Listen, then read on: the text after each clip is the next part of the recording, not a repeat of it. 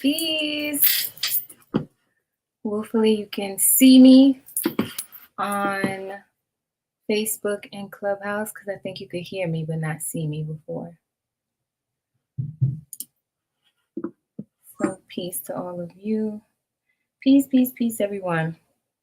Okay, so let's get started.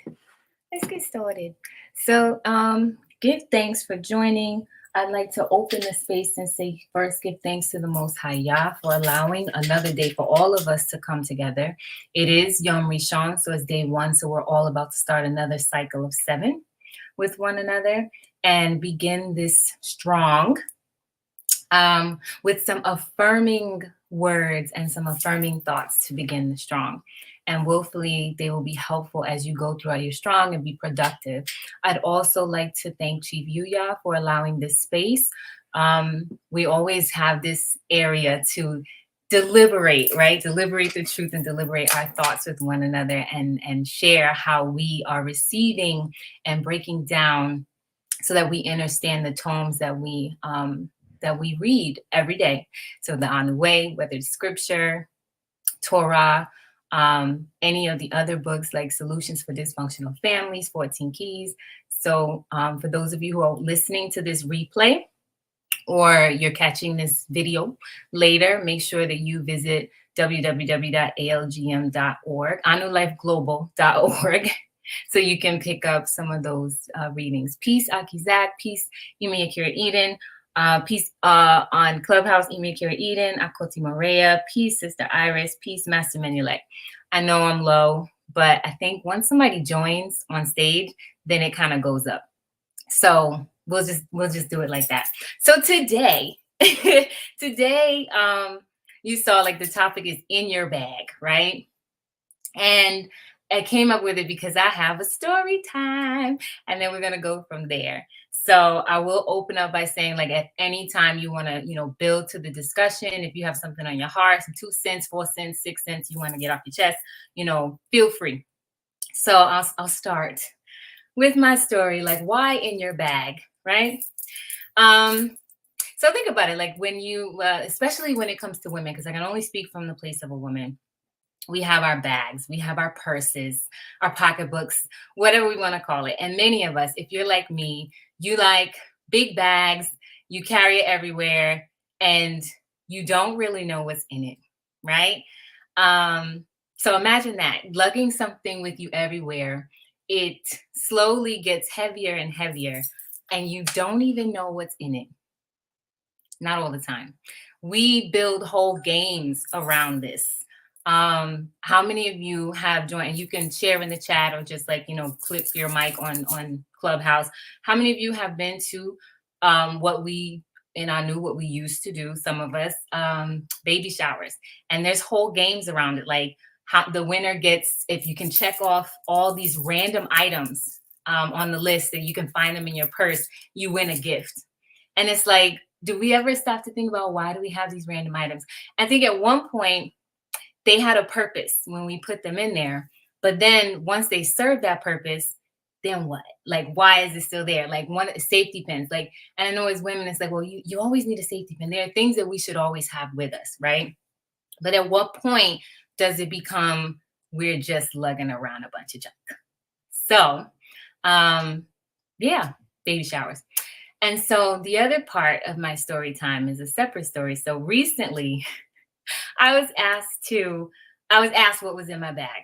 And although like for some of it, like the big items, like I knew, but it's like I felt like I had to look in and like literally like do well, I got this, I got that. And the truth is I didn't know everything that was in it. And so it was like dump the bag, right? Dump it. And I used to do that. Like if we lost something, how many of you have had to dump your bag because you're missing something, whether it's your keys, you're missing your glasses, whatever it is you need, like, and it's like, okay, well, let me go and dump the bag on the bed and I can see if I can find it. That's insane. Having to like dump a bag full of like stuff that you may not even need for whatever time you're going out because you can't find something small. And I think if I could find it, I have something here when I had to recently do that bag dump. Something I was just, let me see if I can find it. I was just like, what is this? And the truth is, I don't even know how it got in the bag. I don't know if I could find it here. I literally put it here. Oh, I found it. For those of you who are watching, who see this video, I'm going to hold it in front of the camera. I don't know what this is. It looks like something that goes to like a screw set that, you know, like you buy those screws and they have like multiple heads on them and it's like a magnet that holds it up. That's what it looks like. Why is that in the bag? Why was that in my bag? I have no clue. But that's the problem. I'm carrying around all this stuff. It's a bit, yes, it is a bit. And I was just like, but why do I have a bit in my bag? You didn't, why? Why is there a bit in my bag? So I was told to dump it. And as I'm like making all this, but it's dump the bag. Dump the bag. So I end up like dumping everything on the bag. All kinds of stuff start falling out. And it's like, what do you need? I was asked, what do you need to go wherever it is you're going? And the truth is, I wasn't even going to do something like much. I think I was going to get something notarized and I wanted to pick up some incense. And it was like, why do you need baby wipes to go get, it's around the corner. Why do you need baby wipes to go get something notarized? Why do you need baby wipes to go get incense? Do you need a lighter? Do you need that lighter? You're gonna light it up on the train? But why do you need that? And then it was just like, I've been stealing from Home Depot, maybe. I don't know. I don't know. Maybe there's like little hands that come out of my purse. And then I'm just like, we need this, and that, and that, and that. Like, I have no idea like how some of this stuff got in my bag. There were all kinds of like cards. And I get how they got there, like business cards and things like that. But then once you get them, it's like, put it in your phone and you don't need the piece of paper anymore. Sarvani says, I need a lighter as part of my 5. Right. I'm going to get into that. But this was my purse. This was not the bug out bag. This was not the bug out bag. The bag should have necessities in it, not just a bunch of stuff, because then we're just carrying baggage, right? So after I dumped everything on my bag, I'll be honest, I realized, because it was a book bag too. I had been using a book bag as like a purse, and there's a good reason behind it. We ain't gonna get into all that. The point is, I had a whole bunch of stuff in my bag that was not necessary. No, I carry my purse. You know, that's my point. That's how I ended up with a bit in my bag. It was like, well, you never know, I might need it. That's probably how it got there. So I'm just saying, let's be mindful of the stuff we put in our bags. Because and this happened recently, very recently. And so as I went out, I literally was like, oh my God, like I don't have everything I need. I have to go to get this thing notarized. And what if they ask me for such and such? I had my wallet and I had my phone. And I forgot the book bag did have like a pouch in the front. So the pouch was zipped. So when I dumped it, the truth is the stuff that was in the pouch didn't necessarily fall out. But I didn't even go into the pouch when I was out. So that wasn't needed. Like, if I had remembered to open it, that wouldn't have been needed either. All I needed was keys, phone, and wallet, money, and and that has like ID and everything in it. And when I went out, I realized like, well, I have nothing, holding me down. Like there's no weight, because I think what happens is we also get used to having like this tremendous weight, like on our shoulders and on our backs. And I realized like I had like shoulder pain for years, like at one point, and it would be like on my right shoulder, because that's where I carried like my big purses, like going to work, sitting on the train. And it's like, even now to this day, like I'm constantly like, I have to like crack my shoulder sometimes, because it's been damaged from like carrying like all that weight. And then I just shifted it to, I'm gonna put this book bag on and I'm gonna mess up both shoulders. Like, oh, well, whatever, I'm messing up the tempo even more than I already have. And so it's not a purse anymore. I'm just carrying around baggage. And a funny thing happened, which I could probably a funny thing happened, because when we talk about who we are as our new and like how we move into the world, I really think that being instructed and directed to empty that bag and then go out into the street, it allowed me to shed, because I felt so much lighter and didn't even realize it, because I could think. And it made me think like how much stuff, and we've done, midday affirmatives on like, what are we carrying in our bodies, right? All the things that we ingest. I think it was our body with Kira Eden. What are we carrying? I was like, what are we carrying physically? What are the physical things that we weigh ourselves down with that distract and disrupt how we can think, distract and disrupt, our thought process, our mental process, and cause our minds to meander, right? So as I'm walking in the street, I'm like unburdened. I can go and do what I need to do. Sounds like a crime of Grendel. I don't know what the bit. I don't know. um, I'm doing what I need to do. And a funny thing happened, and this had never happened before. I frequently move back and forth sometimes between North Carolina and New York. And I'm in the shoe store. I'm in DSW. Yes, I made a detour and I went shopping for shoes. I didn't buy anything. I was window shopping. And there was a group of women from a certain population in the store. If you've ever been to Brooklyn, you know who I'm talking about. They kind of move in groups. They're always wearing wigs, long skirts, usually black. You know who I'm talking about. And we're in the same like clearance aisle, and we're in the same clearance aisle. And I go around the corner, and I have to move around one of the ladies. And ladies know, we know how it is when we're shopping, like it's all crowded or whatever. And I'm trying to get around her, and she's trying to move out the way. And I realized like she's not moving fast enough because she's staring. And I was just like, okay, I'm just gonna act like I don't see you staring. I'm just gonna mind my business. And then she says to me, and which was totally unexpected because they usually keep to themselves and they don't necessarily speak. I've even experienced like a bit of like just like standoffishness and rudeness sometimes. But most likely you going your way, I'm going mine, we're gonna mind our business. But she asked me if I was one of them. Like those, and I was just like, and I'm not gonna say it because we don't have time for this video to get cut off. She asked me if I was I was gonna say J Dub. She asked me if I was a J. And I was just like, where did that come from? Like, that's weird. Why? And she's like, oh, well, you look, well, I didn't say it like that, but I said, no. I was like, why do you ask? And she said, because I looked religious, right? And so I thought like, and of course it was because of the way I was dressed. And we are charged, especially as women, to model our culture. A covered woman is showing her culture. And those are that's definitely a word that came up when I was, thinking about this story and also putting together like what, today's discussion and what we're going to talk about. Because it was like, I don't think that has ever happened before. And I wondered, me not being weighed down by so many physical things that also have like their own spirit, like anything that we can conceive, as Chief has said in the Anu spiritual training, anything that could be conceived has a spirit. So what are all these physical things that I'm carrying around that have also have these spirits attached to them, where I thought I was modeling my culture and walking in culture, but not really. And now that I'm walking and I'm like unburdened and I'm just free, it's actually seen. It's actually being exuded, internal to the external. And I wanted to just go over culture in Anu. Our culture is the way we do things.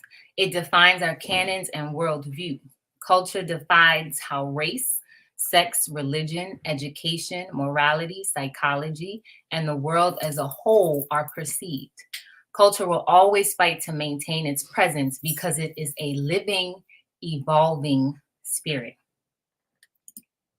So whatever I was carrying physically, just the simple thing of dumping out my purse was hiding. It wasn't allowing me to exude that culture, my culture to exude off of me. And she said, well, what are you? And I said, well, I'm Anu. And this is what I do. Like, we do study Torah, we study scripture, we study other important books. And she's like, this is so cool. And I'm sitting here in my head like, what? Like, y'all don't speak to anybody. Like, this is crazy. And I was just like, well, let me live it. And this is what I do. No, I'm not one of you. And but my culture is very important and very precious to me. And so she was just like, oh, well, I think she gave me like a card. I can't remember what it was, but because I think I was just still like shocked that she even like stopped to speak. Because again, like I said, they act like no one's there but themselves. So, you become accustomed to doing the same. So it's just like, once I got over the initial shock of like actually having a conversation, It was like, I was like, it's because I don't have nothing in this bag. Is this bag? Is this bag is empty? I don't have no baggage, and now what's supposed to come through is coming through. So literally my culture was seen on me, because it was coming from within me. Peace, brother Mayuba. Peace, MGC Randy. Peace, peace, peace. And like I said, the mic is open, the stage is open. If you are on Clubhouse and you want to, jump in, just let me know. I didn't look down, so flash a mic if you have something. So that was the story. So the lesson is that, like, don't get to the point where it's not a purse anymore, or a wallet, whatever it is, and it's just baggage, because it does block us. It has blockers in it, especially when we start to carry around things that we don't need. So I do have a question before I go on, and you can answer in the chat. You can jump on stage to answer, whatever. What's in your bag? It's kind of like that. What's in your wallet? What's in your bag? Or are you just carrying baggage? So, yeah, when you aren't bogged down with baggage, you can properly model. I was able to properly model. So, and we learned in solutions, when two cultures are fighting, only one is going to win. So all this time, like, Babylon was winning, and it was just simply, the energetics that were surrounding me, just based on like what was in my bag. And I'm sure it's other things, but I thought it was important to share like this one movement, like empty your bag. And it was a hard process. I was like, I don't know, like dumping it. You can hear all the change and stuff like coming to the top. I'm like, I don't know what's in it. And it's like, put your wallet in your phone. Okay, bye. But I need it. Bye. So like, just a simple act of being instructed and directed to empty the bag. Freed up. Didn't realize until I was like out and moving, and it was just like, oh, that feels so much better. I'll be honest, when I got back, I was like, I don't know where to put all this stuff. And I was like, I guess I'll put it back in the bag. So like, before I like head out, I'll have to dump it again, so that it's not like, so I'm not moving around with unnecessary things. This is really going to be a clean up, everybody clean up, so that I don't put anything extra. I'm going to mute out. I see you unmuted, Ima Yakira.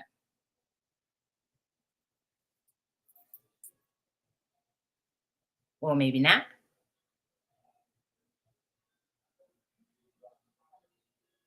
Okay, so I'm going to keep going. Oh, okay. I think Maria is here with us. I don't know. Maybe the mic's not working. You might have to come out and okay, there you go. Yes, we can hear you. Can you hear me? Greetings. Yes. Greetings. We can hear you. Oh, you can? Okay, yes. Let me just look at my bag. She's gonna do a lie. Sorry. I was like, all I could think about was rummaging into a plastic bag, a scandal bag. Mm-hmm. It is so true. What you're talking about, the idea of being bogged down by the weight that we carry. And just thinking about the title, I think there's this, I guess it's a popular song. I don't think it's popular now because it's old. But Bag Lady, there's that song called Bag Lady. And I always think about someone who I knew who would carry all of these bags. Just making one trip, they have 4 bags. And in the 4 bags, there's a traveling this and a traveling that. And it's almost like they miniaturize everything that they needed or would have at home. Yeah. To carry on, like a 5-day trip. Yeah. So I guess I'm thinking about all the visuals that your story and today's build conjures up for me, because it makes us realize that there's an importance in living in the now. And focusing on what is happening right now, and not being preoccupied with carrying a miniature kitchen sink with us wherever we go, so we could recreate the experience of maybe what we had at home or we had somewhere else. And, that ties directly to recreating old emotions. If like we're transferring that thought and idea about the carrying baggage, then yeah, it will directly connect or correlate to the idea of carrying around emotions from whenever, or letting those emotions develop into feelings, and then they just become patterns that we carry around everywhere. And so every experience we have, the same feelings or the same emotions surface again and again and again. And it's stunting, right? Very similarly to how you are bogged down by all of the drills, the battery operated drills and the drill bits that you had in your bag.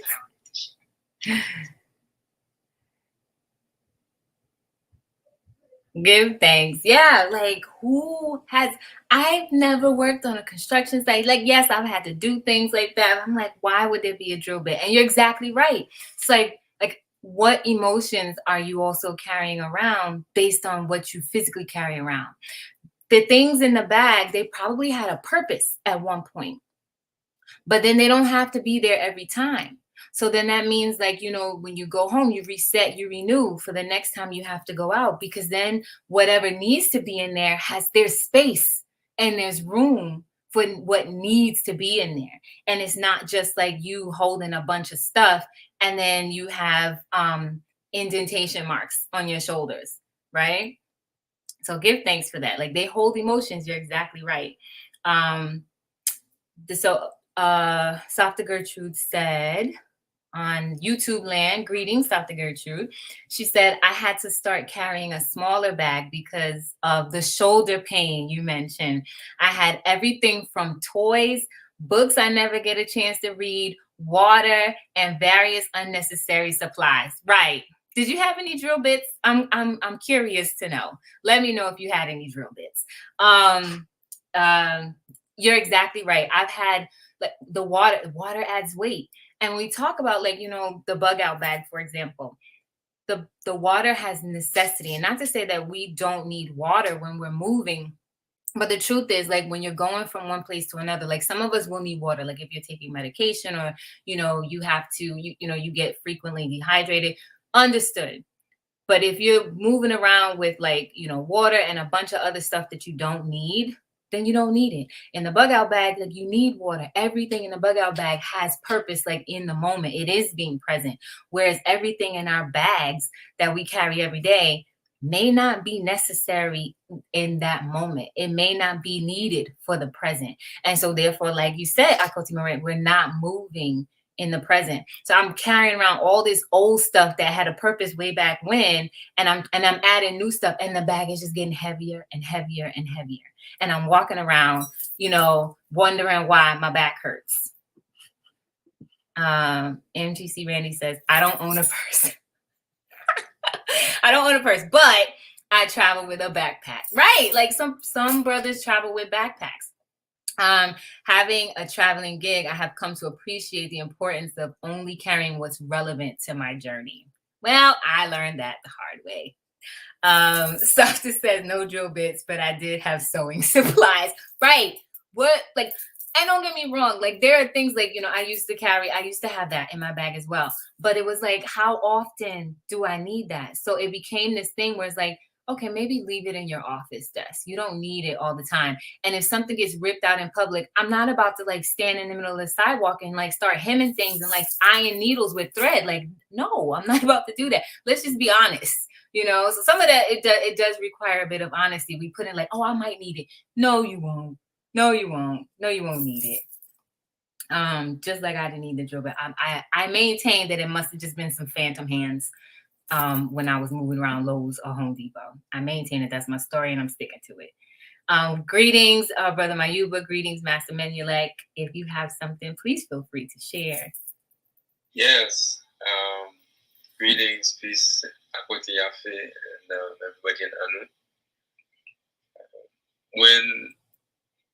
For me, I definitely agree with that, with carrying a lot of baggage, not only in the physically, but also digitally. right? If I look at the emails, for example, and what's in my email bag, and seeing all the old subscriptions that I don't use, I don't need, but they keep popping up, and I find that you'll get important emails, you'll get important information that comes through, and that digital bag that we carry, you miss opportunities, you miss information. Even I've had clients send me information that they want to book an event, and because of my digital bag is all booked up, I'm getting, I don't know, some subscription emails from websites that long before I subscribed to, and I really enjoy sitting down and removing subscriptions, trying to get my email number to 0, and it's just a fresh feeling. You get the email down to 0, and the bag is free, and that awareness and ability to consciously see what's coming in and what's necessary. That digital bag is a lot lighter. Mm-hmm. So that's me dealing with my digital bag. Give thanks. Yeah, the digital bag is an issue as well. There's a whole lot of things that don't get done because you're still sifting through unnecessary things. How many of it is stuff we signed up for knowing that we wouldn't really need it? Master Menelik.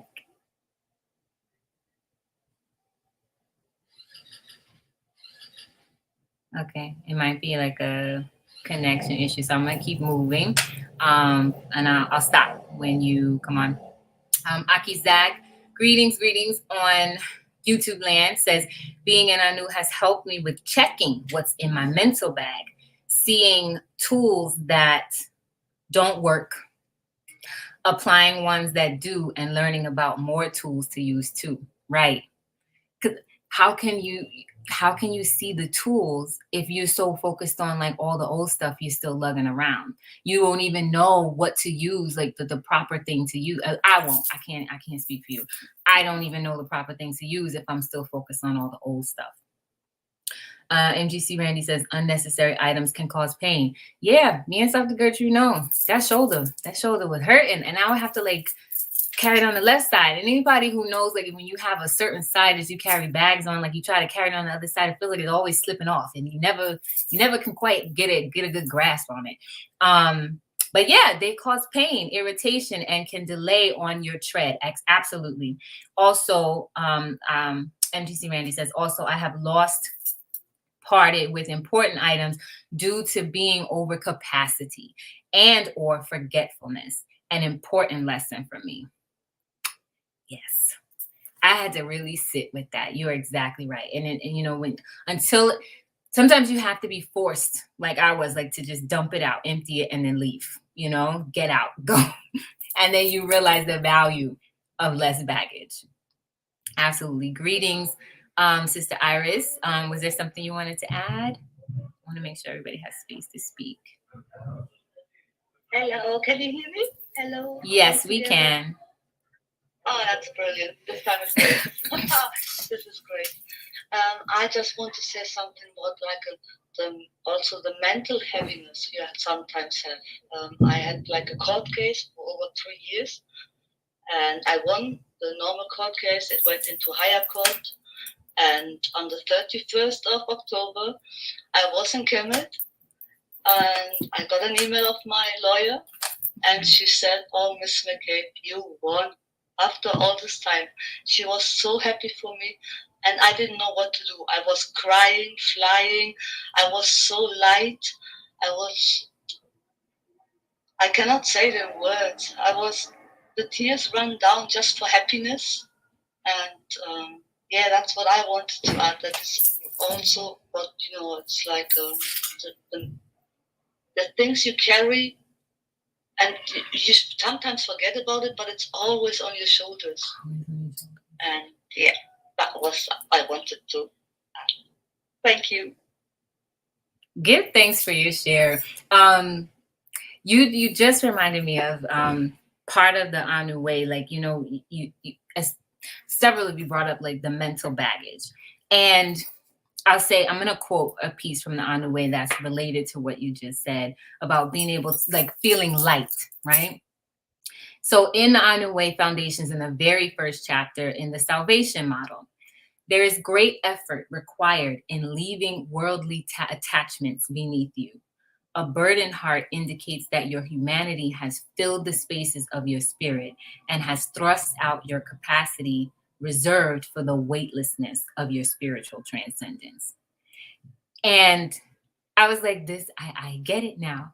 Like, because I was also recently asked, like, what are you exuding? Maybe some of, what you're exuding, what's inside of you is coming through and you don't really know it. Right.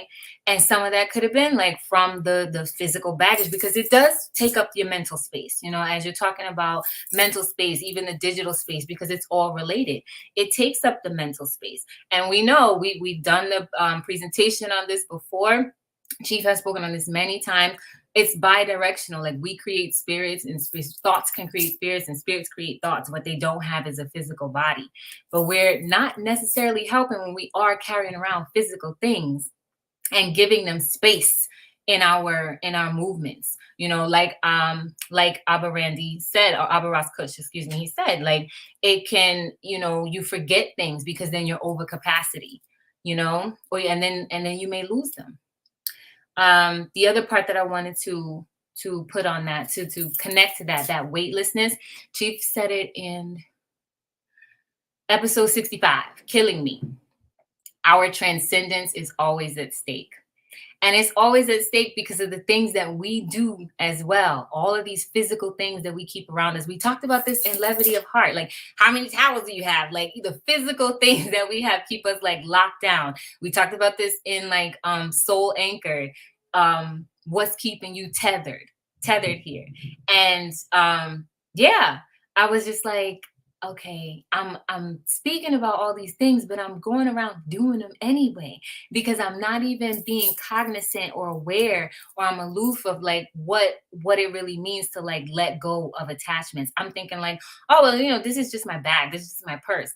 I'm walking around. I'm sure if it was put on a scale, it was probably at least like 5 pounds. Like, and that's like a bag of sugar. Like, that's a lot. That's a lot. A bag of flour, whatever. It's a lot. That's a lot to just be carrying on your shoulder or on your back when you don't need to. You don't need unnecessary to carry around unnecessary weight that just makes you, kind of hunched over, and then you're carrying all these things, and you don't necessarily have the thought capacity to bring in anything new. So the other part. Before I move on, Master Menulek, did you have anything? Because I know the mic was off before. I don't know if it was maybe like a glitch. Okay, I'm gonna keep moving. The other thing that I wanted to add to that, also in episode 68, Devils, Chief gave a story. He told us a story about the paintings, all the paintings he had in his house.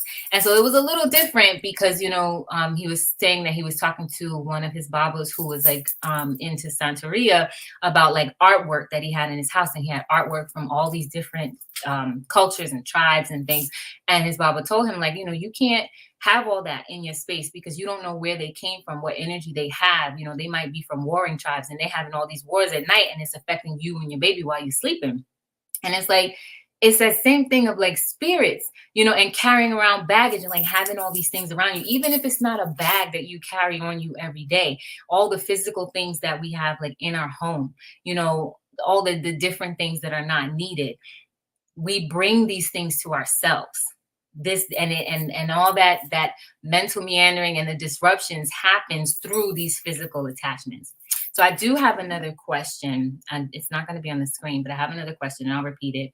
How do these external attachments, or how have they affected the mind? And some of you have already answered, but for those of you who have not, how have these physical attachments affected the mind? And you can also answer, like, what is your understanding of baggage? What's your understanding of baggage?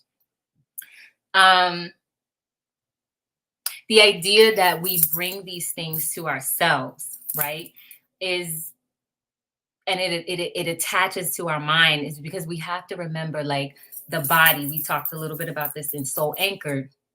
The body is the soul's prison. And that is a specific quote from the Anu spiritual training. The body is the soul's prison. So what is your soul anchored to? We're coming down here to answer questions, right? And I see the chat moving. I'll get to the chat. We're coming down here to answer questions, but then that's what we should be focused on. Whatever the tools or the bags that we need on our way, they're supposed to help us in that thing. But once we're finished with it, we don't need to keep it with us. We don't need to put it in our purse and keep it with us because we may need it the next time, right? I feel like I'm hearing like something clicking. I don't know if somebody's trying to say something, but just jump in and I'll stop talking if you were trying to say something because I didn't look down. Apologies. Yes, go ahead. When speaking of baggage, achoti, Yaffe, the baggage that comes to mind for me is the baggage of amnesia, right? The baggage of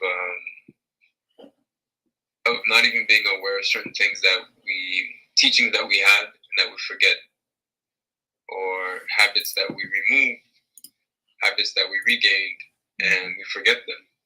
And the baggage of amnesia it's like a silent killer, I feel, because it seeps into our subconscious, and the baggage of amnesia and information that healing, like ways we know how to heal ourselves, and we've had so much information of how to heal ourselves, how to be with nature, and to take time to be kind to our minds. But it's as easily as you can forget something very quickly. At least I know I have that problem where certain ideologies or a book you're reading, and you might put it down and you totally forget you were reading that book for another 3 weeks, and then you happen to pass by the book again. You're like, oh my goodness, this good book that was putting me in the right direction. So that the baggage of amnesia and the working towards that is the effects of discipline, so that always taking time to look at our minds and revealing that those hidden messages that are there.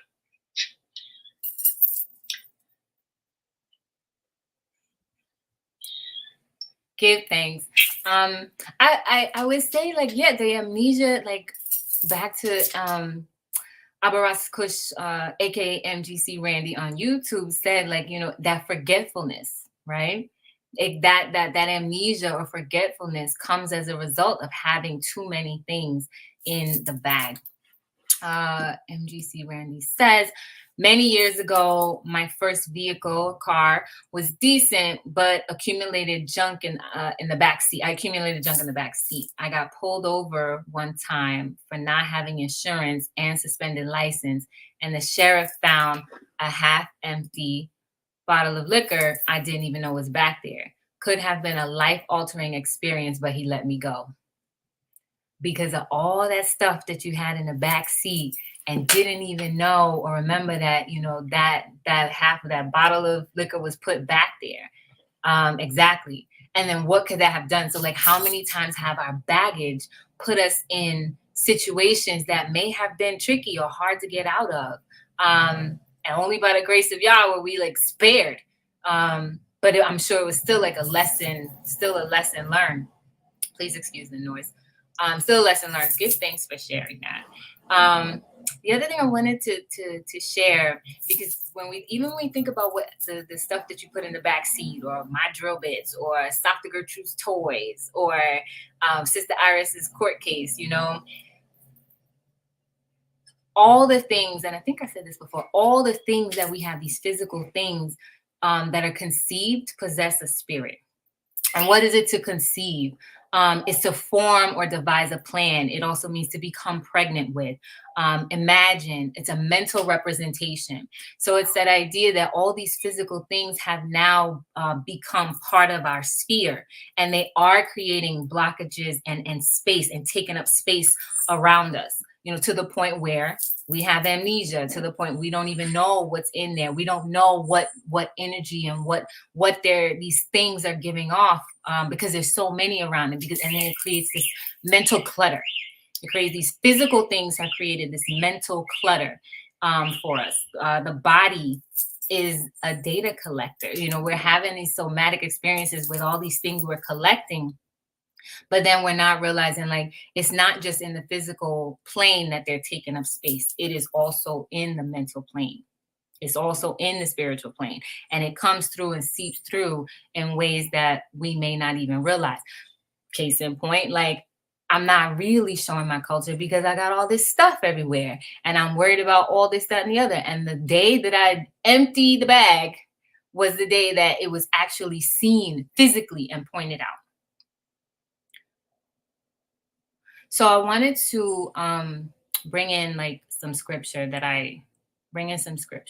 regarding the bag, and the word bag and or baggage, like, is interesting in scripture because it's translated in different ways depending on what you're reading. But definitely wanted to share Deuteronomy. This one was key. Deuteronomy 25:13-15. I'll put it in the chat once I get a chance. Or if I can't put it in the chat really quickly, I'll definitely make sure to share it in the description. And it reads, thou shalt not have in thy bag diverse weights, a great and a small. Thou shalt not have in thy house diverse measures, a great and a small. But thou shalt have a perfect and just weight, a perfect and just measure shalt thou have, that thy days may be lengthened in the land which thy Lord thy God giveth thee. And so I thought, what have we cut ourselves off from when it comes to, receiving and basking in that grace from the Most High? Because we got all these different weights around us, all these different things holding us back. What have I cut myself off from? Just in the same way that it was like, okay, now I'm moving around and there's nothing in my bag. And don't get me wrong, I was having like a panic, like, I don't even know if I need, I didn't need nothing. I didn't need none of that. I didn't need none of that. And then, and immediately it was like, I see what you're modeling. Not that she saw exactly what, but you're modeling something. And it actually looks like something that I can recognize, right? And yes, I had to tell her, no, I'm not one of you. This is what I am. This is who I am. But it was seen immediately. And so I was like, all right, from here on out, nothing in the bag or nothing at all. Like, we'll try to keep things in the pocket. And interestingly enough, in that verse, the Hebrew word used for bag or purse in this translation, I think it was the King James Version translation that says bag. But when you read the Hebrew scripture or text, the word is kishka. And the root of that is kis, which means pocket, or in a sense, like a purse or bag where you hold your money. And kischa is when you're actually adding the person into it. So kis is kaf yod samek, and kischa is kaf yod samek kaf sofit.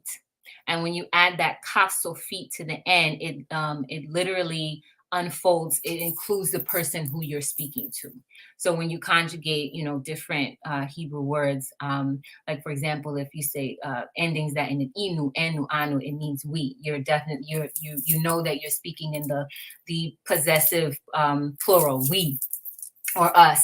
And when you add the cha on the end, you're adding the person who you're speaking to. And specifically in scripture, it's, Yah is speaking to you, or whoever was in that story, like who's being spoken to, who's speaking, and what's happening at the time.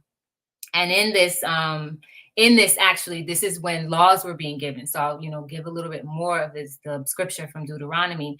This comes after they're actually given the laws of like what to do with regards to husbands, wives who become widowed, and the brothers have to take on the wife of their deceased brother so that their name is not cast out of Israel. And we know that when Onan, Judah's first son, disobeyed, that he got deleted.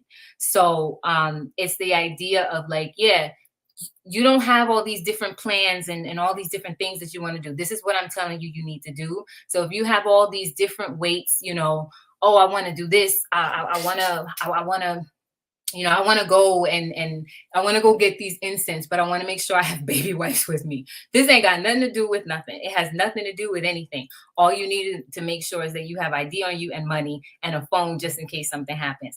It should be just right. What needs to be in the bag needs to be just right.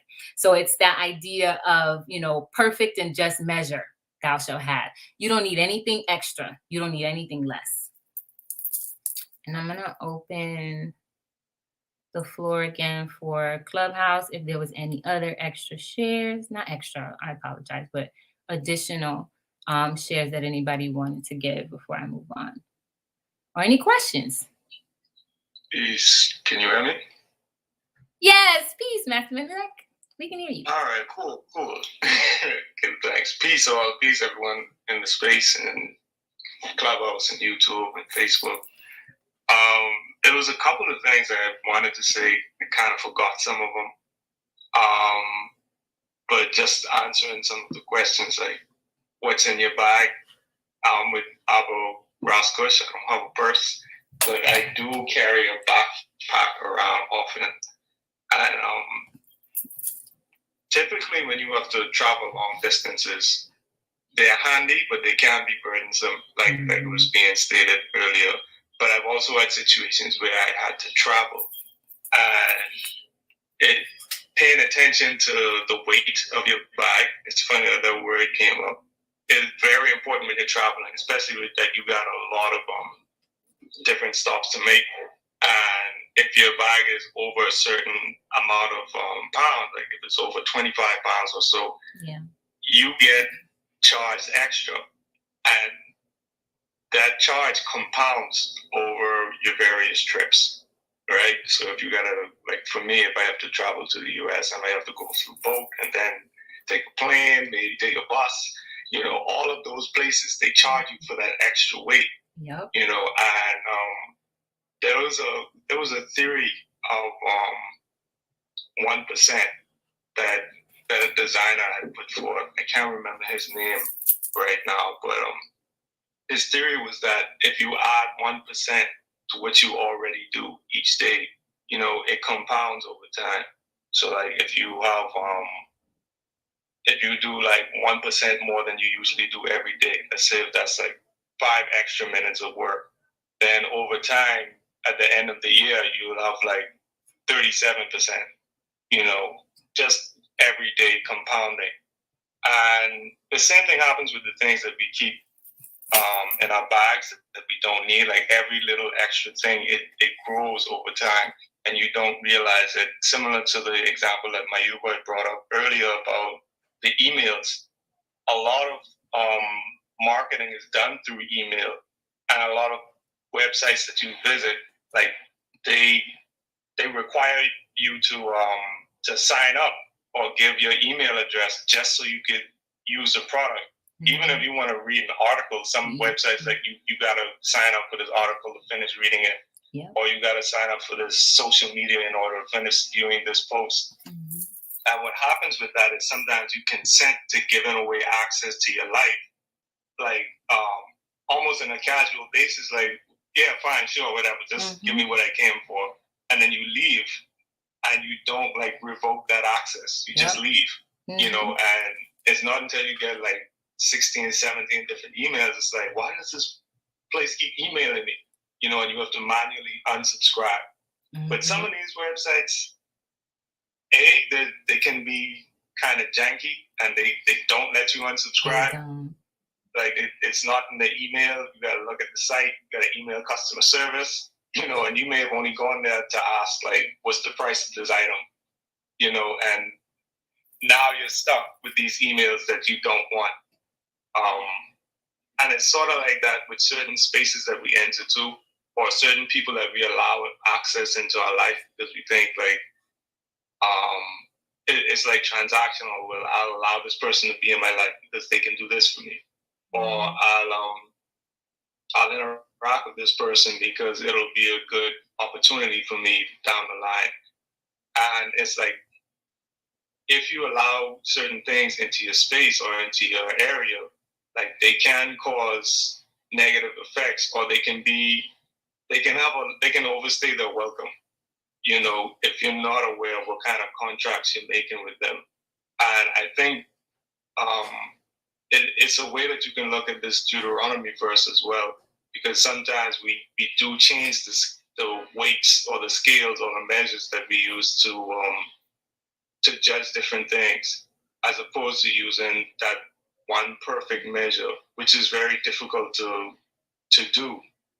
You know, if you're moving in one space and it's like, well, this is allowed here, so we can do this here, and then you move in that space, it's like, well, this is allowed over here, so even if you're not allowed to do it where you're from, we do this here.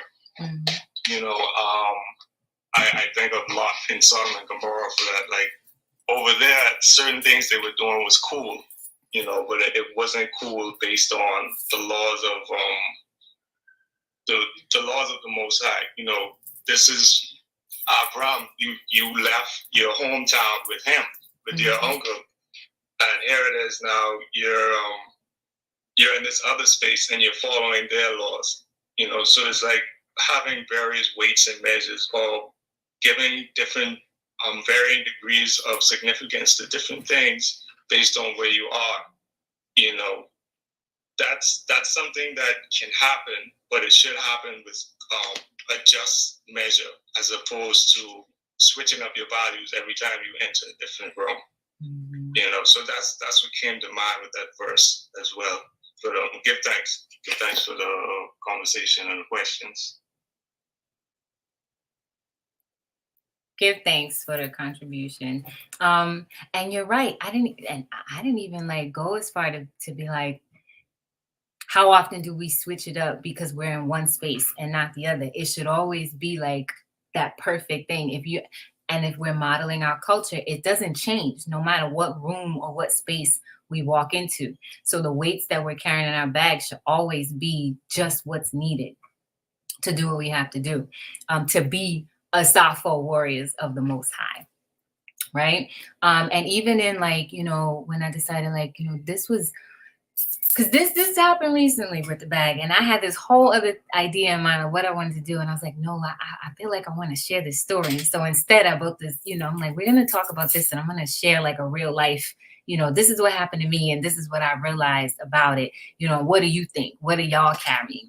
Have you realized that you might be carrying too much baggage, or the bag that you thought you were carrying, whether it be your backpack or your purse, you know, was unnecessarily heavy, right? Because you're not carrying around that just and perfect weight. Welcome, Aki Hamza. Imik, you're eating. Welcome. I will. Peace. Good, thanks. Peace. So, yeah, that was a good share. The story. I have learned how to keep a light bag. I think for many, many years, my physical bag would be very, very large and very heavy. But what I found is, as you touched on, you know, as we lighten internally, the external also reflects that. And so I'll use the idea of anxiety. You know, anxiety leads us to it starts with, or can lead to, the what ifs. Well, what if this happens? And then, like you said, and I need those baby wipes. Well, what about this? And what about that? And, you know, then I also need the hand sanitizer, and I also need the water. Well, usually the water will suffice, right? It depending on what most of the what ifs will be. And so there are two things happening with those what ifs. We're cluttering our mind, our brain, our mental space with all of these scenarios. And as you touched on earlier, each thought is a spirit, right? Everything has spirit. And so the more things we create, the more scenarios we create, we do just that. We create them. So it's like we're adding the potential for more malady in our mind. And then we're filling our bags with the physical perceived anecdote with all of these things that we imagine. And it's detrimental because it weighs you down. Yeah, those bags get heavy. But as I was listening to you, I kept thinking more of the somatic experience, how our body becomes weakened by all that we stuff in it.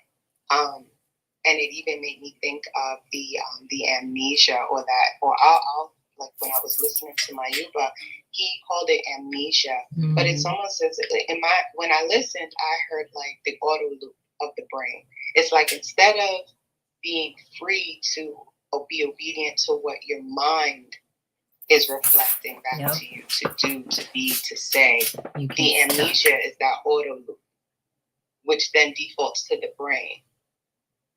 And we already know that the brain is the least of what we want to use in order to, because it doesn't allow us to access that higher mind.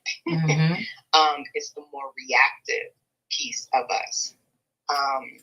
So I guess, to answer the question, I see the bag as a container, as is the body, right? That container for the soul, as you call it, the prisoner. For the soul. I think that's what you said, the prisoner. The soul is the prisoner. Yeah. So I just, I just really want to remind everyone to think about how, whether it's your backpack or your pocketbook, how that reflects what you're carrying in you mentally, physically, that are things that you do not want. And how often do you take that inventory? And what would that even look like? If I'm to offer a question, what would it look like to take a physical inventory of the things you're carrying within your physical vessel, particularly for the woman, since we're to be a vessel and container for a light, for the man, for our head. How do you do that when you're full? Exactly. So that was several questions. So pick one. But those are my thoughts. Exactly. The soul is the body's prisoner. Yes, the soul is the body's prisoner. And it's a data collector for that somatic experience that you talked about. And all that's processed through the flesh brain. So like it has a role, it does have a role. But that's not where we're supposed to get stuck. We're supposed to, be able to move toward the mind. The brain is more, it's gray matter. The gray matter helps, the neurons and whatever else. We'll get into that next time. We'll talk about gray matter in the brain. But all those physical things create mental blockages. And then you can't be that empty vessel that you need to be because you're already full. We're already full. I was already full. So I think what does that inventory look like? It has to be a data dump. Literally, it has to be empty the bag, pour out the bag right now, pour it out, and then leave it there. Take what you need and leave it there. And then you'll realize as you're moving, oh, I didn't need that stuff anyway, Maybe it doesn't even need to be an inventory, or maybe it's like a daily inventory. What do I need to have the perfect and just weight today? Until it becomes something that is by rote, that is automatic, and we don't have to think about it. Right. So an answer to that would then be journaling would be an example of a daily inventory that one could employ. I want to just offer a tangible thing. So it sounds like from what you're saying, what comes to mind for me is the act of journaling.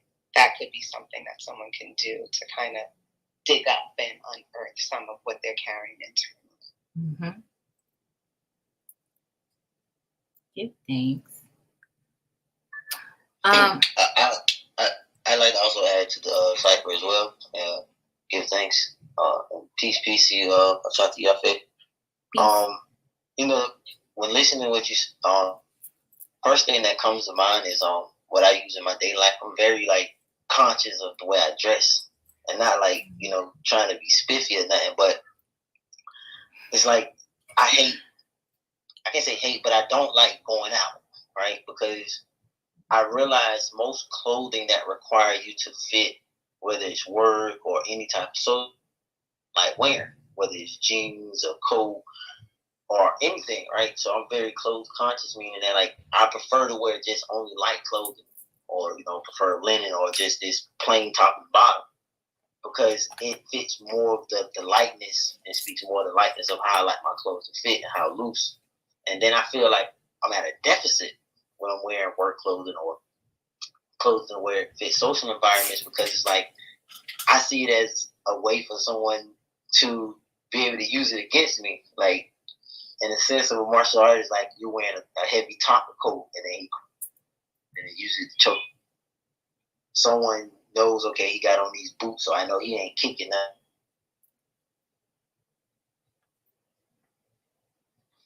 His footwork is slow, right? So these are the things that goes through my mind, even on a daily basis. It's like I'm thinking, like, what's the best warrior way I can walk out the house right now and feel like I have the best opportunity to either defend myself or just allow something to pass through me, even if it's just walking and just feeling light on my feet. And I realized like how much over time, like the clothing we select to wear, it restricts our ability to actually just be, conscious of the environment or be able to move. You know what I mean? So I'm really conscious of that. Even when, like you say, you packing your bag, I'm always super, super light on my feet. Even when I travel, I try to do one bag. It don't matter how long I'm staying out, right? It's just one bag I put on my back and keep it moving, because it allows me not to worry about packing if I need to move in a quick moment, in a moment's notice. And also, I get in the habit of not, collecting a lot of things that weigh me down in the journey that causes my attention. As you said, like, it's like when you're packing and you're leaving a space, like after you've been there, say you stayed there a couple of nights, you constantly are looking around the room like, did I forget this? Did I forget that? Did I forget this? And typically you always leave something when you have so much. But when you only have a few items that you're moving as you're traveling with, your mind is not so caught up on keeping your things or your materials together. Most of what you have is on your person, and you're able to move with it fluidly. So I just wanted to add that to the cipher as far as I'm daily worried about, like, in a sense, that's what makes me comfortable. And I find that a lot of times I don't even want to go into certain spaces because I don't say have to dress a certain way, but it's expected to be dressed a certain way in that social setting. So I just want to give thanks for the presentation and add that to the cipher. Mm-hmm. Give thanks, Aki Hamza. You reminded me, like, when you talked about like the hotel room and not like leaving stuff behind, it made me think about the reverse, because you got so many things, you leave things behind all the time because you don't even know what you have, right? I have a cousin, a relative, who, like, when she would come to visit, when we were younger, she would always leave something behind, clothes, baby stuff. As we got older, it was just like, oh, your daughter's da-da-da-da-da is here. And it's just like, why does she always leave some behind? It's like, you got so much stuff, you pack so much, like, you don't even know what you have. And I do the same thing. Like, I think I might do a little bit better, like looking around and like, do I have everything? But like, I wouldn't even need to do that if I moved lighter. I had to travel recently for an event, and it's like, I came up with like, not half the closet, but maybe like a quarter of it. And it's like, well, why? But for what? But for what reason? Why come? It's like, because I might need it. No, you won't. That's how I ended up here with drill bits in my bag. But give thanks. Give thanks. And that moves me to like the part about the bag, Oh, sorry. Go ahead. Was that you, Achoti Maria? Yes. Okay. Too fast. Mm-hmm. So I wanted to, earlier you mentioned something, but I just wanted to add to the cipher, like that important piece that you spoke about, slowing down and going back to the story you actually shared at the beginning. And this is directly connected to that, like processing emotions and processing what is actually happening internally in this bag or this vessel that we have, because if you don't know what's there, then you don't know what you're carrying around. And so that instruction to kind of turn out the bag, like, turn it out, turn it over, and inspect what you have. Like, literally look at what is in there. I think that's really important because, and that journaling that you mentioned, it's a great piece, and maybe there are other things that we do too. Maybe even artwork and drawing, because there's certain parts of our brain that begins, just gets ignited, and then there's a transfer of what's in there. It kind of comes out, but being able to inspect it, and I think this goes back to the healing podcast, as well as I think it was podcast 76 as well, that spoke to not 76. I'll come up with a number in a little bit. Sorry about that. But it just speaks to really processing our emotions and being kind with ourselves, pausing to really unpack what is happening internally for us, any of us.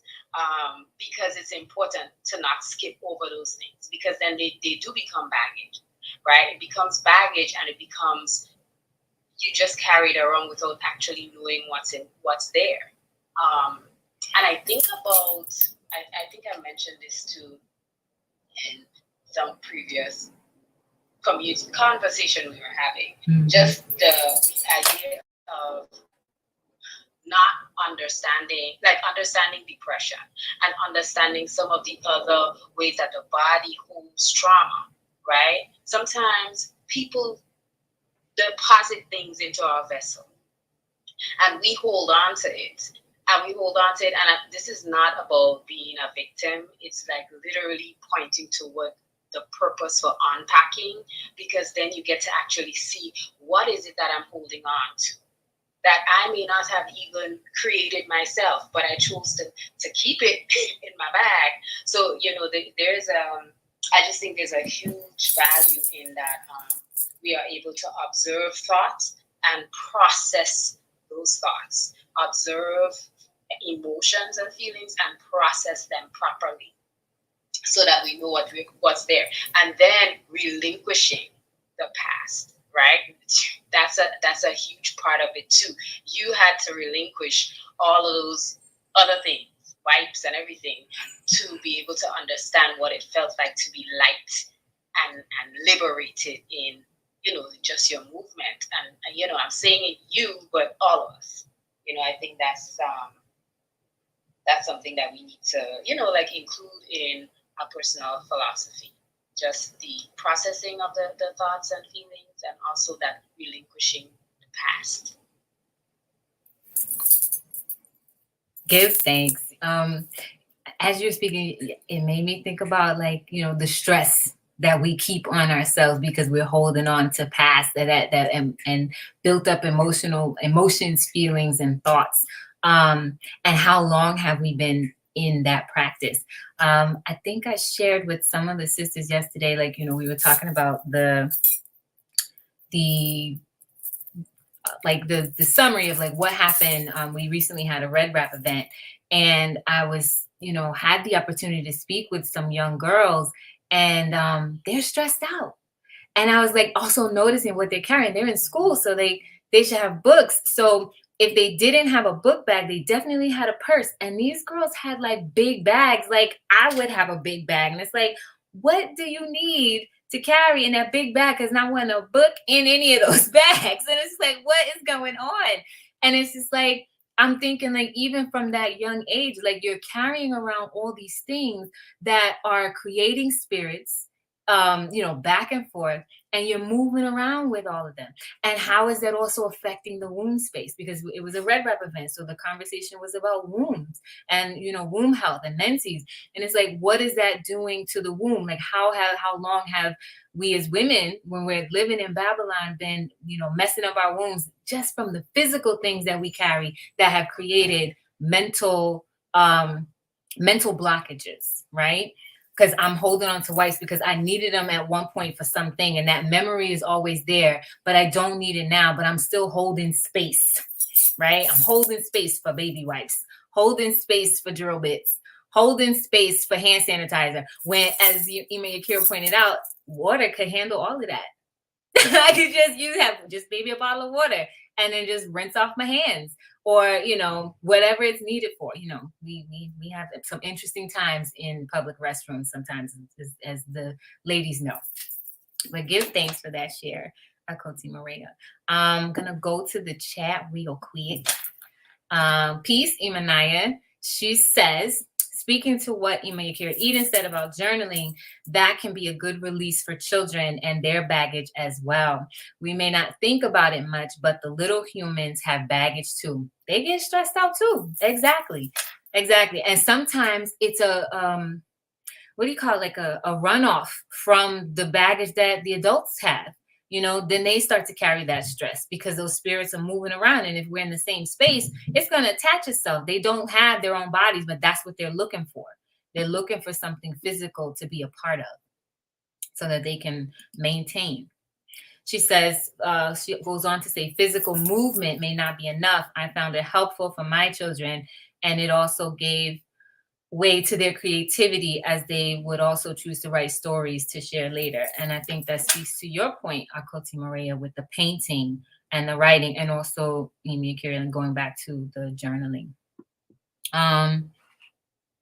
Welcome Zainabu Olana too. I'm not sure what that means, but welcome to the space all the same. There was something I wanted to say. The other thing about when we think about the bag, in it also has like a colloquial meaning. Like, we hear people say like, I'm going to get that bag. One of the girls that I was speaking with on Thursday, she said like, sometimes like when she's having like the, her menses, like, it gets in the way of getting that bag. And we had to like address that. And it was just like, getting that bag, the bag also is representative of money, getting the money, resources to obtain wants and needs.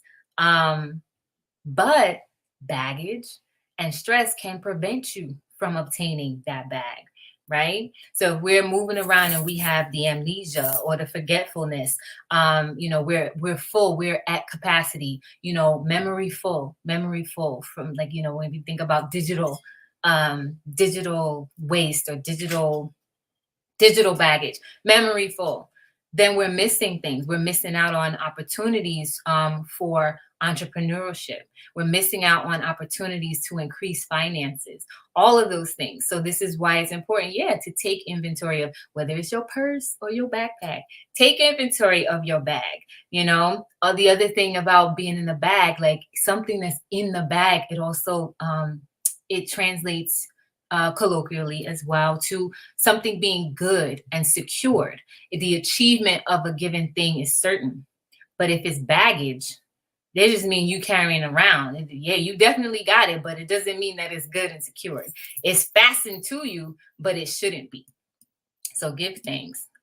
Sovereignties, you said also to add that there are only 3 items needed to create better outcomes: focus, will, and imagination. Without these, nothing we do will work.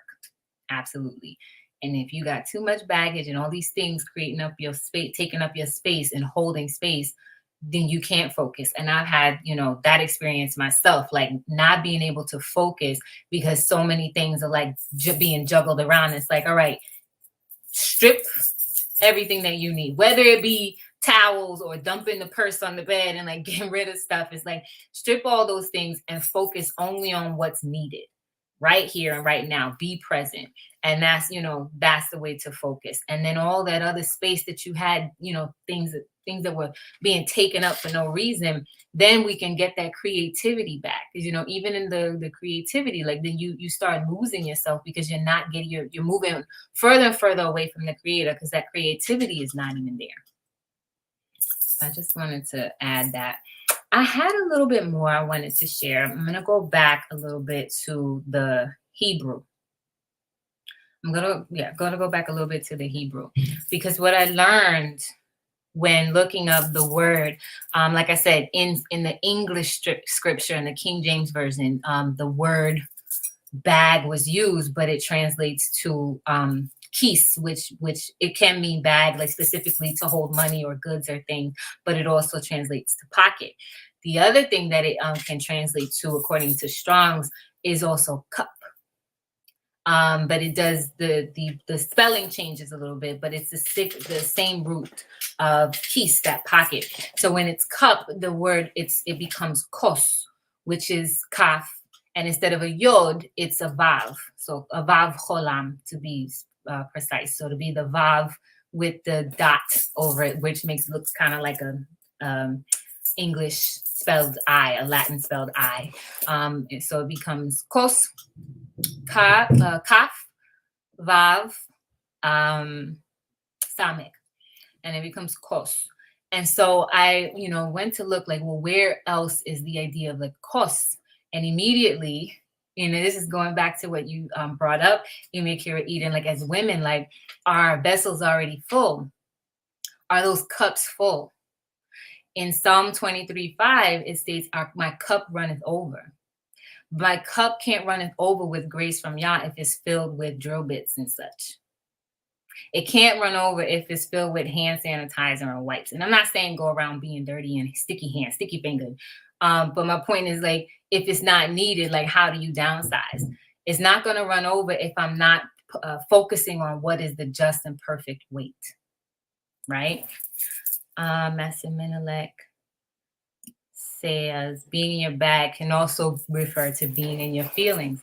And that goes to what Achoti Maria said. Did I say Achoti Menelik? I'm sorry if I did.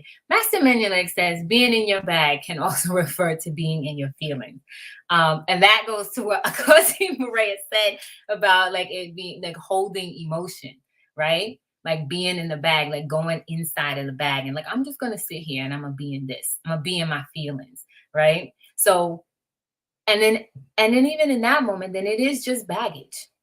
So how can we turn it from being like in the bag or being in your feelings, being in your emotions and carrying baggage around to getting the actual bag or that proverbial bag, getting that bag? Because the kis also translates to the bag that holds the money or the wallet, the pocket is where you put it. So how can we make sure that we are, being those individuals that get the bag?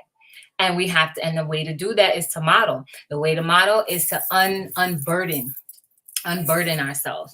That's what I experienced. Like I was unburdened moving through these streets, and that modelship was seen almost immediately.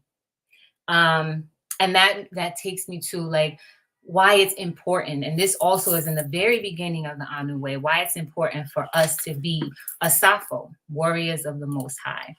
And what is a Sappho? Anu are also a Sappho, warriors of the Most High Yah. It is an Akan term broken into Sa, meaning war, and Fo, meaning people. And so I wanted to, I'm going to leave that up for a minute, but so if you're on YouTube, you can see the definition being written down as well, but that's why I'm reading it for those of you who are on Clubhouse. So I'll say it again. Sappho. Anu are a Sappho, warriors of the Most High Yah. It is an Akan term broken into Sa, meaning war, and Fo, meaning people. So the idea of the Sappho warrior means that we should always be exemplifying. So like straight from the Anu way, which I did not copy down, but we have to always exemplify ourselves as a Sappho warriors, meaning we always have to be accountable to what we say we are. It has to be in you, not on you, right? Like, so even though it was noticed on me, it's because it was exuding from the outside, from the inside, because I was able to release myself of what was not needed. Right. And it even goes back to like burdened heart indicates humanity has filled the spaces of our spirit. But if we are, filled with that just and perfect weight, then what needs to come through will definitely come through. And, one part that I thought in scripture, I thought it was a really nice example in scripture. And it also kind of like relates to like the bug out bag, because the bug out bag is to prepare for like, what is it? SHTF. Yeah, SHTF. That's preparing us for that, because like there is definitely a war going on. Like it may not be like, constant battling gunfire in the street, but it's happening in different ways. You know, there's definitely a spiritual war going on and physical. You know, we see it when all these crazy things happen at shopping centers and people getting, you know, hurt and maimed and killed. That's definitely happening. And so it's only going to get worse, as Chief says. It's only going to get worse. So we definitely need to be preparing for some sort of battle. And so that's why the bug out bag is necessary. And that's why our bag, when we get that bag, it should be what's only necessary. And it made me think of Samuel 17. I'll just say the whole chapter. And this is talking about, this is actually like part of the David and Goliath story, where we see him. He's putting the stones from the river. He picks up 5 stones from the river. They were smooth, and he puts them in his bag. And he carries this bag with him. And this is like the satchel, or what the word used in this case is soror. Is it soror? Is it soror? No, it's still keys. Sorry, kile, which is also similar. The word that is used is kile, and it's the satchel, or the what he pulls from to use the stones to pull in his slingshot. And that's what was in his bag. He puts the 5 stones in his shepherd's sling. So it starts at Samuel 17 and 40 through 49. So Samuel 17, 40 through 49. And we see what how David is moving. He's only using what he needs. And that made me think of like, oh, that's the bug out bag. The bag should only have what he needs in it. And we know like that's all he needed. He pulled that slingshot with that stone, and that was it. It was done. Goliath went down. Red Knight going down, down, down, down. I think I saw something in the comments. I'm going to go back. No, I didn't. So I'm going to go back to Clubhouse really quickly and, open up the space for anyone who wanted to share anything extra, additional. No? Okay. Awesome. So that's all our share is. That's what I wanted to put into the space, and also just share it from like a personal experience about releasing some of those physical things, taking stock of like what they are, and then realizing like, or asking ourselves the question, do you need this? Because most likely the answer is no. And then when you actually dispel or expel those things from your space, or, from your body, from what you're physically carrying around, how does your space free up? So as we go through the strong, I want everyone to free up their physical space, even if it's one thing, like Massimilian talked about, like the 1%. So what happens if you remove 1% or a little bit more? Remove 1% of the things that you don't need, and engage here in the chat. Like after you've after you've, listened to the replay on Clubhouse, or you've come over here to YouTube, engage in the chat and say like what you released. What did you release, and how did it exhibit itself? How did you notice the benefits of that release? And make sure it's a physical thing. What physical things, I'll say, what physical thing did you release? How did it free up mental space? And how did you acknowledge it? How did you know? So I'll say that. So give thanks for all of you who joined on Clubhouse, all of you who are in YouTube land. Give thanks for the shares and the engagement. Think about what's in your bag and how you can remove it and not be carrying around baggage. Give thanks, everyone. Willfully, everyone has a wonderful, strong. Willfully, this is helpful for you to move throughout your strong and think about the things that the physical things you carry and how it creates mental meandering, amnesia, or anything else. Give thanks, everyone. Peace. So closing all these, you know what? Yeah, closing all the extra tabs. I wish I could show y'all. I think I have the blur on, so it's not gonna show. I have 1, 2, 3, 4, 5, 6, 7, 8, 9, 10, 11, 12, 13 windows open right now. Am I using all of them? No. But it's like, I might need that for later. I'm gonna leave it there. And you know what happens? Constant crashes. And I have to, restore the last screen. Restore at least every other day. Restore the last screen. It does, when it doesn't happen? When I don't have so many windows open. So it could be like, I was working with 5 screens today as opposed to 10. So yeah, you can count that. Oh, he said that's lightweight. So if you have more than 10 screens open, totally fine. Even if you're talking about your digital baggage, like you can say, okay, I only have 5 screens open this strong. And what did that do? How did it free up space for you? So give thanks, everyone. And I will see you in the forward. Peace, peace, peace, peace.